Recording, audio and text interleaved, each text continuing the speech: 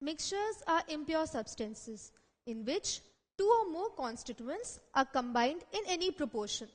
Since the constituents are not chemically combined, so we can separate the mixtures, that is, we can separate the constituents of a mixture using different physical methods. Let's look at some separation techniques. So we have different kinds of mixtures. We may have solid liquid mixtures. So the solid liquid mixtures can be homogeneous or heterogeneous. Similarly, we can have liquid mixtures. Again, they can be homogeneous or heterogeneous. Let's start with the solid liquid mixture. We'll take the first case, that is a solid liquid mixture which is heterogeneous. Let's take an example. We have accidentally dropped a chalk piece into water. So you know that this is a heterogeneous mixture. Why?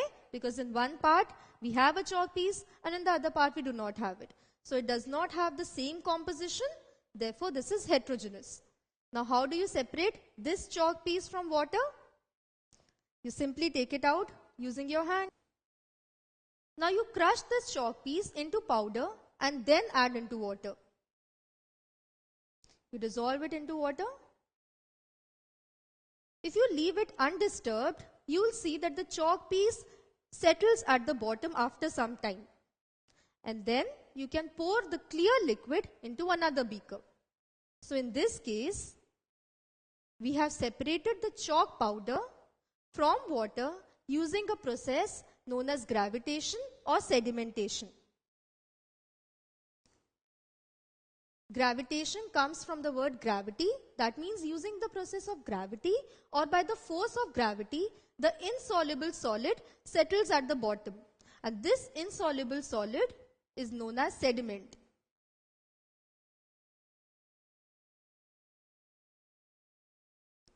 So once the insoluble solid or the sediment settles at the bottom, we can pour out the clear liquid which is at the top into another vessel.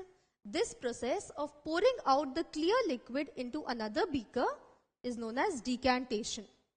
So when we combine these two processes, that is gravitation or sedimentation with decantation, we can separate out an insoluble solid from a liquid. Another way to separate insoluble solid from a liquid, say again we have chalk powder dissolved in water. Now in this case, we take this vessel. This is a conical flask. This is known as a conical flask because it is in the shape of a cone. We have a funnel and the filter paper is attached to this funnel. And we take a glass rod. Observe what happens. So you add the contents of the beaker in the conical flask. And when you observe the filter paper, you see the entire chalk powder is settled on this filter paper. So this is a process which is known as filtration. In this case, we take a filter paper. In this process of filtration, it is known as filtration because we take a filter paper. The filter paper has some tiny pores in it. When we add the contents, the water particles, they are very small in size, so they can easily pass through the pores. But the chalk particles or the insoluble solid, these particles are bigger in size. Therefore, they settle on the filter paper.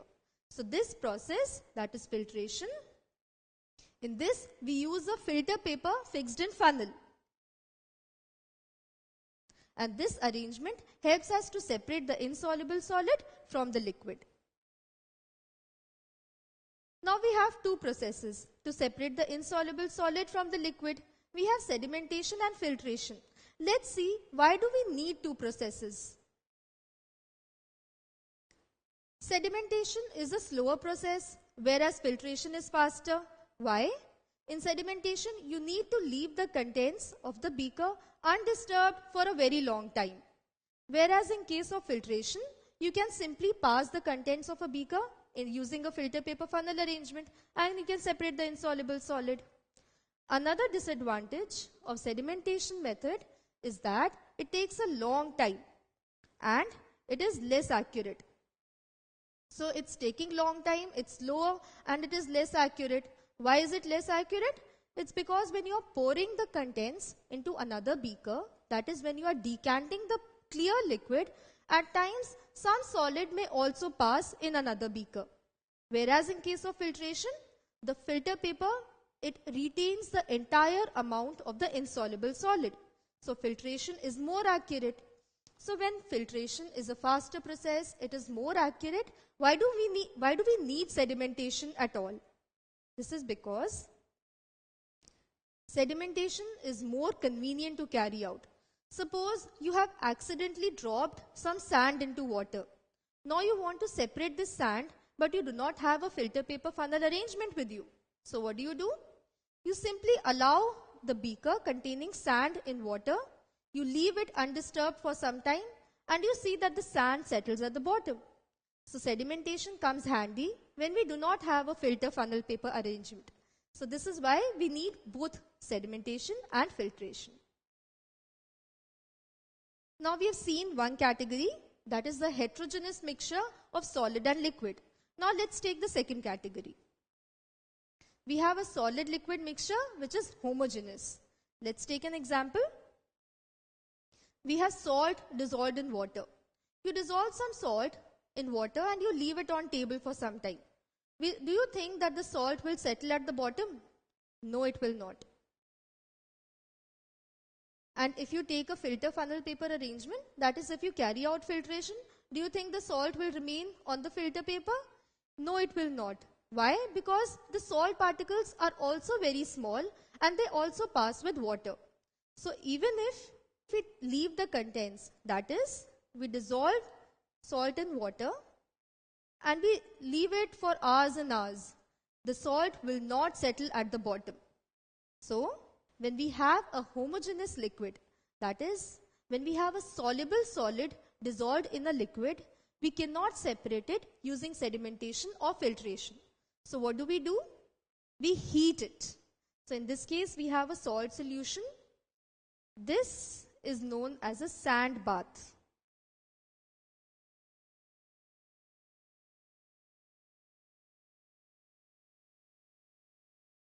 We have this vessel in which we add some sand, and on top of it we place the vessel containing salt solution. Why do we use this sand bath? This is because, number one, it provides uniform heating.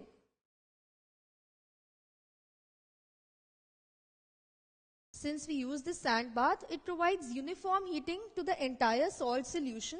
And number two, it prevents breakage.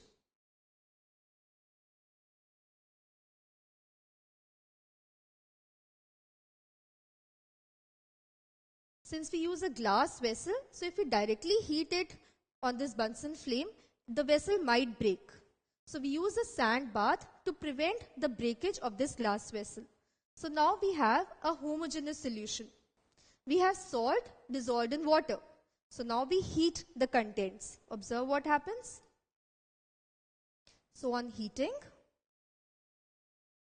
the liquid or the water evaporates, it changes into the gaseous form, and the salt is left behind.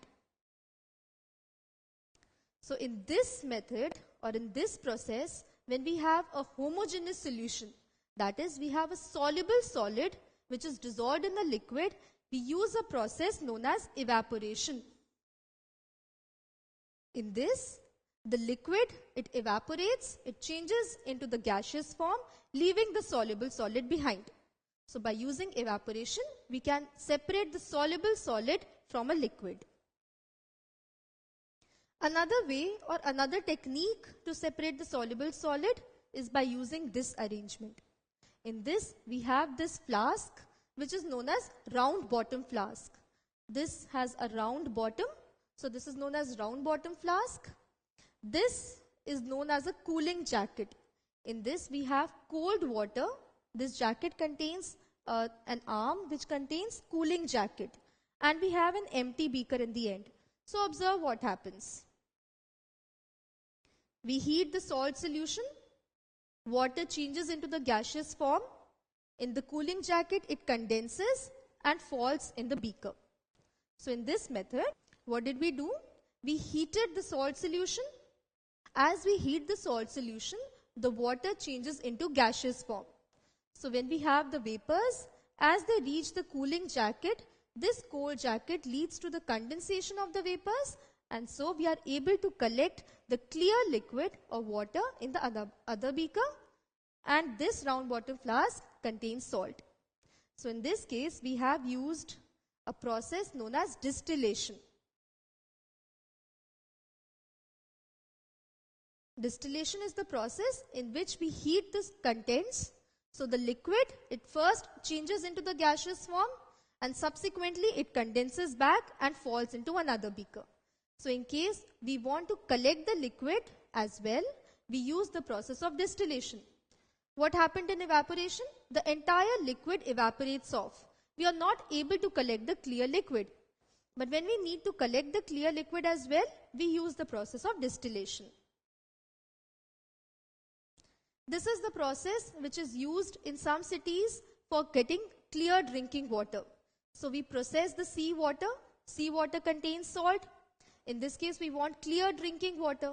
So by using the process of distillation, clear water is separated from the soluble salt. So as this clear water is separated, using distillation, this clear drinking water can be used in some cities.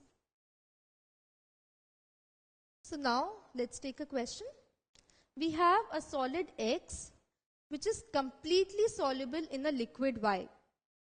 The solid can be separated from the liquid using the process of filtration. Is this statement true or false? The question says we have a solid which is completely soluble in the liquid Y. This means it is a homogeneous mixture.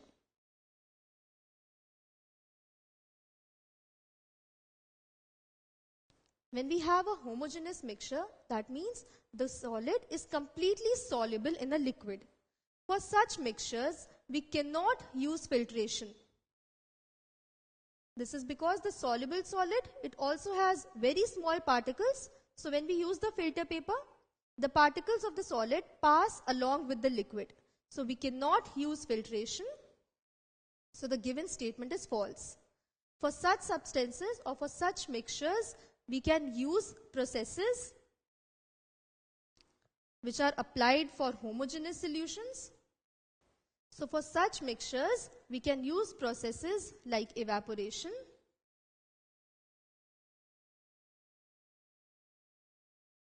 or distillation.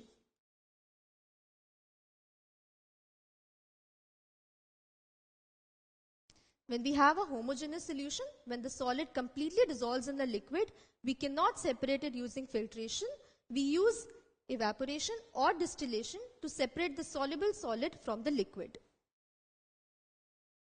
This is another experiment which you can even perform at home.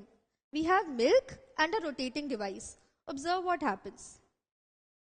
You switch on the rotating device and you see that you can separate the cream from the milk. In this, we have used a process known as centrifugation. Centrifugation is used for homogeneous solutions, and this involves rotating the contents of the mixture rapidly. So when we have milk, it is a very thick liquid. It is homogeneous in nature, so if we perform distillation or evaporation, it takes a very long time to separate cream. It is also a very tedious and less accurate method. So when we use centrifugation, we rotate the contents very rapidly, and the lighter particles, in this case, the lighter part is cream and the heavier part is milk. So when we use the process of centrifugation, the lighter substance, it is separated, it floats on the top, and the heavier particle, in this case the heavier substance remains milk, so it settles at the bottom, and therefore we can separate the two. In laboratories, we use a special machine which is known as centrifugation machine. So we take the homogeneous mixture in test tubes, we put it in a centrifugation machine. There are special places or positions for these test tubes, it is advised to keep the test tubes on opposite ends to balance the machine. Now when we switch on the machine, you see that they are rapidly rotated. So when we take it out, we see that the solid, which is heavier in this case, it settles at the bottom, and the clear liquid separates out. That is, it comes on the top. So using centrifugation, we separate the contents of a homogeneous mixture. The heavier particle settles at the bottom and the lighter particles floats on the top. So let's revise or recollect what we have studied so far. We have a solid liquid mixture. It can be homogeneous or heterogeneous. When we have a homogeneous mixture, the solid is completely soluble in a liquid. So we use techniques like evaporation, distillation and centrifugation to separate the soluble solid from the liquid. In case of heterogeneous mixture, we use techniques like sedimentation and filtration. Since the solid is not completely soluble in the liquid, by using these techniques, we can separate the insoluble solid. So this is how we separate the soluble solid or the insoluble solid from the liquid.